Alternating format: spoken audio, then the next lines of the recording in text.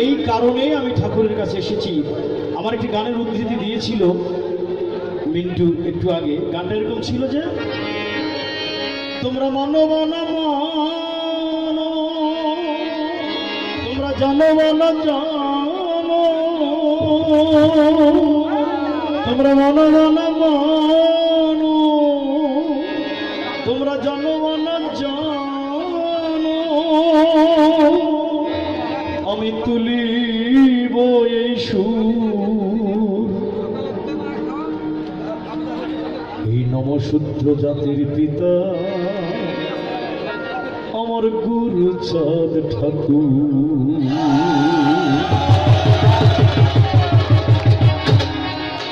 এই গানটি শেষ অঙ্করা লিখেছিলাম যারা এই সমাজে জন্ম নিয়ে আমার ঠাকুর হরি গুরুচাঁদকে মানেন না, আমার ওরাকান্তিতে আসেন না, আমি তাদের বলেছিলাম, নকুল বলে শোনো বন্ধু তুমি হও যে গুরুর শিষ্য, আমার গুরুচাঁদকে ভুললে আবার হবে অস্পৃশ্য, বুকে রেখো ওরাকান্দির দৃশ্য, বুকে রেখো ওরাকান্দির দৃশ্য, ভুলো না হরি নামের সুর, এই নমশূদ্র জাতির পিতা আমার গুরুচাঁদ ঠাকুর।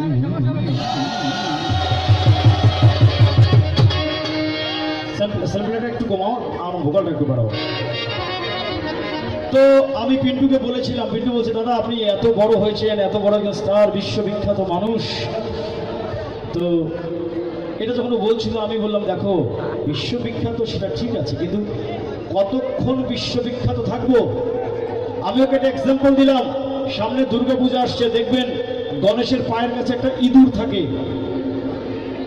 গণেশের সঙ্গে সঙ্গে গণেশের পায়ের কাছে ইঁদুরটা থাকে বলে ওই ইঁদুরটাও কিন্তু পুজো পায়।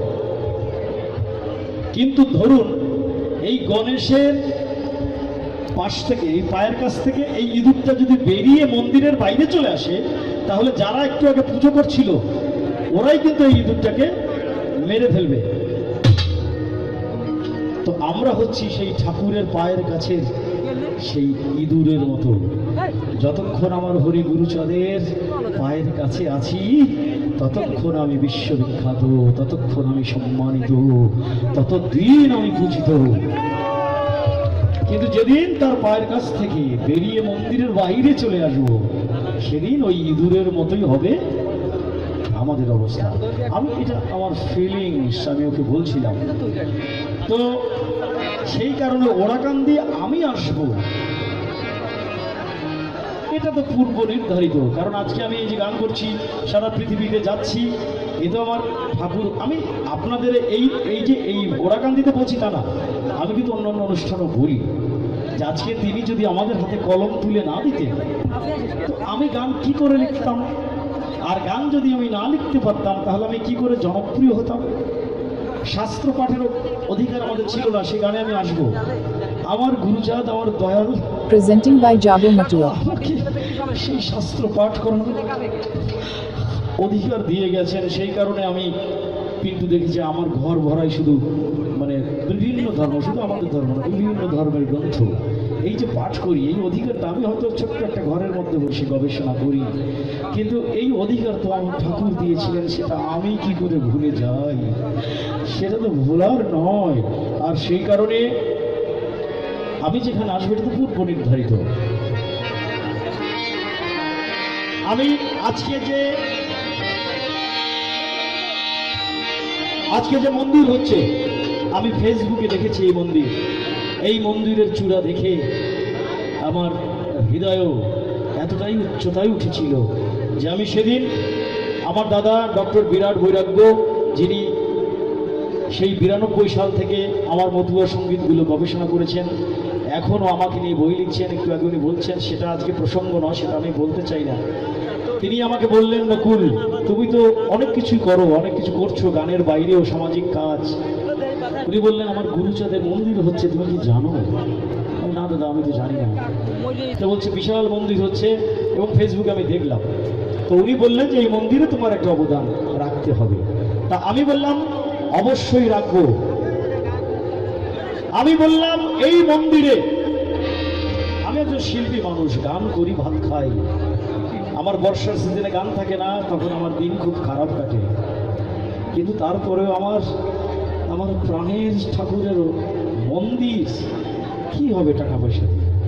আমি যত খারাপ অবস্থায় থাকি না কেন, আমি এই মন্দিরে 5 লক্ষ টাকা আমি এই মন্দিরে প্রণালী হিসেবে আমি দেব।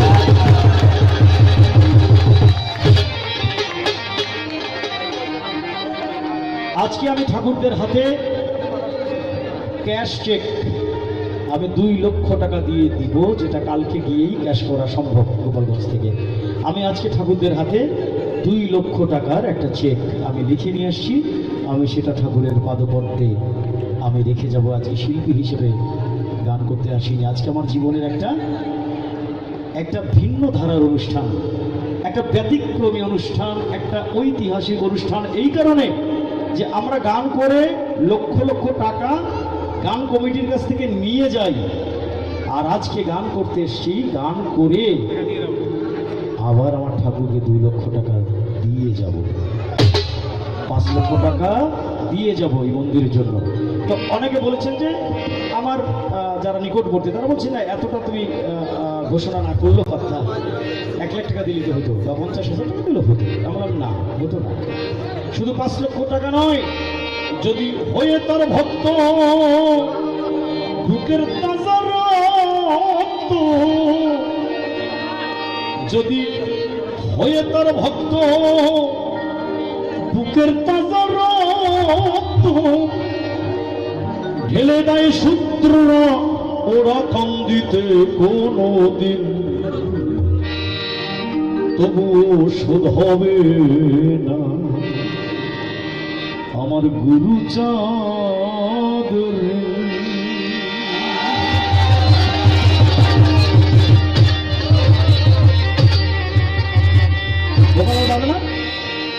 যদি হয়ে তার ভক্ত যদি হয়ে তার ভক্ত ফেলে দেয় সূত্র কাঁদিতে তবুও সব হবে না আমার গুরু চাঁদ, তবুও সব হবে না আমার গুরু চাঁদ।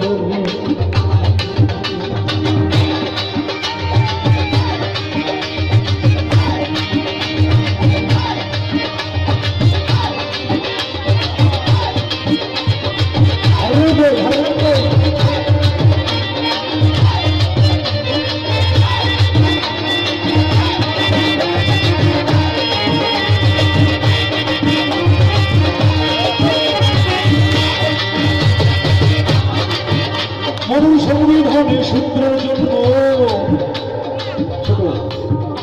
মরুর সংবিধানে সূত্রের জন্য নিষেধ ছিল ভোগ বিলাস।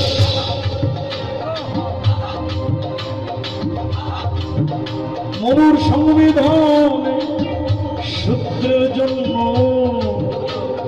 নিষেধ ছিল ভোগ বিলাস। অনন্তকাল থাকবে তারা 3 বর্ণের সেবা।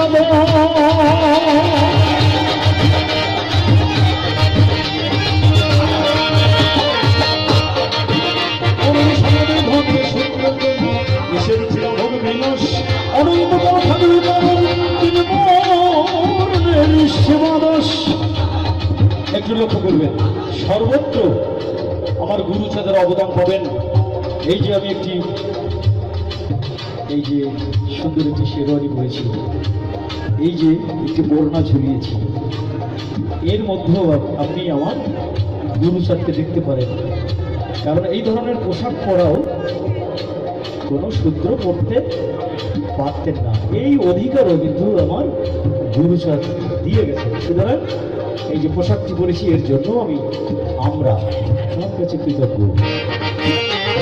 সংবিধানে সূত্রের জন্য ছিল ভোগ বিলাস, অনন্তকাল থাকবে তারা 3 বর্ণের ফেলে শাস্ত্র সেই ফাঁস, ছিঁড়ে ফেলে শাস্ত্র সেই ফাঁস, শূদ্রদের করলেন স্বাধীন। Presenting by Jabu Matua. এই কোনদিনও শোধ হবে না আমার গুরু চাঁদের ঋণ। যদি আমি তার ভক্ত হই, যদি আমি তার ভক্ত হই, ফেলে দেয় শত্রু নয় শোধ হবে আমার গুরু চাঁদের ঋণ।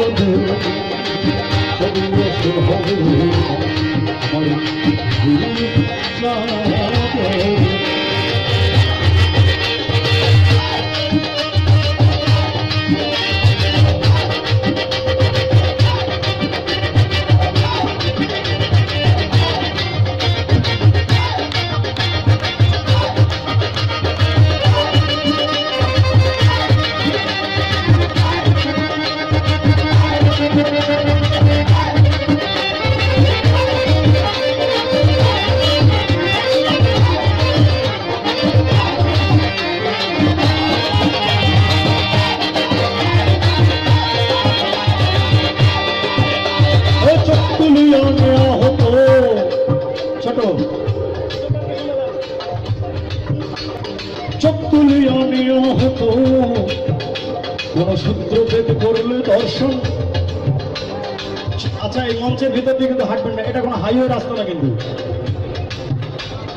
চোখ তুলিয়া নেওয়া হতো কোন সূত্র ভেদ করলে দর্শন।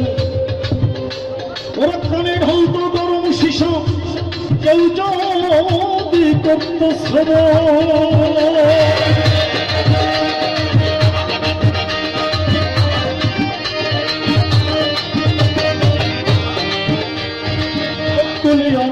হতো কোন সূত্রভেদ করলে দর্শন। ওরা কানে ঢালতো গরম শিশা, কেউ যদি করত শ্রবণ। তিনি জ্বালিয়ে অর্বাচীনের দর্শন, তিনি পুড়ে অর্বাচীনের দর্শন করলেন শিক্ষাকে সর্বজনীন। তাই কোনদিনও শোধ হবে না আমার গুরু চাঁদ। যদি হয়ে তার ভক্ত, যদি হয়ে তার ভক্ত, ফেলে দেয় শত্রু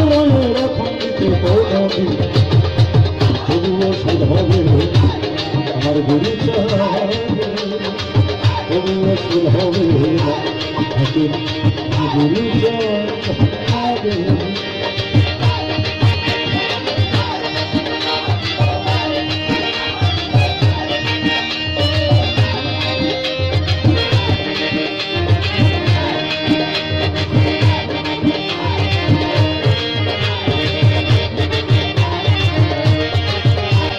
জঙ্গল বলে ডাক্ত সদা দিত যে ঘৃণার ফুৎকার।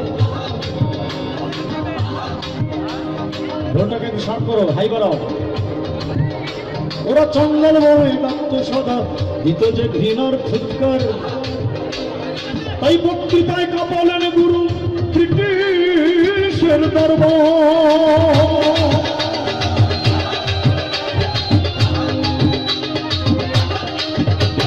জঙ্গল বলে ডাক্ত সদা দিত যে ঘৃণার ফুৎকার। ওরা চন্ডাল বলে ডাক্ত সদা দিত যে ঘৃণার ফুৎকার। তাই বক্তৃতায় বলেন গুরু ব্রিটিশের দরবার। বলে সূত্ররা নমস্য সবার, সূত্ররা নমস্য সবার।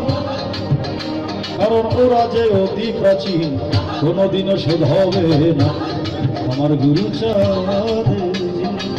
কোনদিনও শোধ হবে না আমার হরিচাঁদ।